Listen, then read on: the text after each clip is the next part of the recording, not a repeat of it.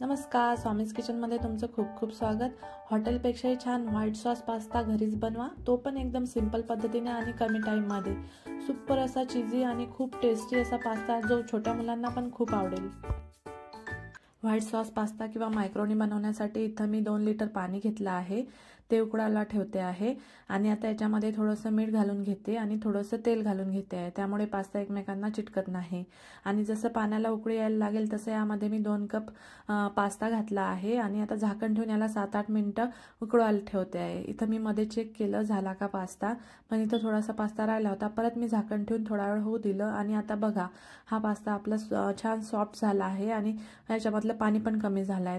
आता मी हा पास्ता साईडला ठेवते आहे आणि व्हाईट सॉस बनवायला घेते आहे। व्हाईट सॉस बनवण्यासाठी इथं मी एक पॅन घेतला आहे, त्याच्यामध्ये 2 चमचे बटर घालते आहे आणि बटरला व्यवस्थित मेल्ट करून घेते आहे।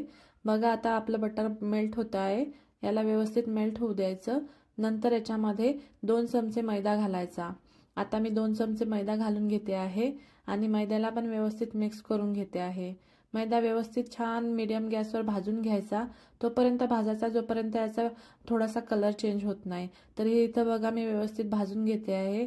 आता मैदा छान भाजला गेला आहे, याचा कलर पण चेंज झाला आहे। आता याच्यामध्ये मी थोडंसं दूध घालून घेते आहे आणि दुधाला पण व्यवस्थित मिक्स करून घेते आहे। तर याच्यामध्ये काही गाठी राहायला नको, व्यवस्थित मिक्स करून घ्यायचं आणि उकळी आणायची। तर उकळी आल्यानंतर याच्यामध्ये बघा या दुधाला छान घट्टपणा येतो, हे बघा किती घट्टपणा आला आहे। तर आता याच्यामध्ये मी थोडंसं चिली फ्लेक्स घालते आहे, अर्धा चमचा, थोडीशी काळी मिरी पावडर घालते आहे आणि थोडंसं चवीनुसार मीठ घालते आहे। तर हे बघा इथं मी मीठ घातलं आहे चवीनुसार आणि आता याला परत मिक्स करून घेते आहे। आता इथं मी थोडंसं ऑर्गॅनो टाकलं आहे, याच्यामुळे पास्त्याला खूप छान टेस्ट येते। परत मिक्स करून घेतलं आणि याच्यामध्ये हा पास्ता घालून घेते आहे। तर पास्ता घालून घेतल्यानंतर याला व्यवस्थित मिक्स करून घ्यायचं आणि आता याच्यामध्ये मी थोडंसं चीज घालून घेते आहे। चीज घातल्यामुळे पास्त्याला छान टेस्ट येते आणि पास्ता छान क्रीमी बनतो। तुम्ही इथं चीजच्या स्लाइस पण टाकू शकता किंवा चीज नाही टाकलं तरी चालेल। चीज मेल्ट होईपर्यंत 5-6 सेकंद मिक्स करून घ्यायचं। आता इथं बघा आपला हा पास्ता चीज घातल्यामुळे किती छान क्रीमी झाला आहे। तर हा आपण गरमागरम सर्व करायला घेऊया आणि पास्ता गरम असतानाच खायचा आहे, तरच त्याची छान मजा येते खाताना। तर पास्ता थंड झाल्यावर स्टिकी होऊन जातो।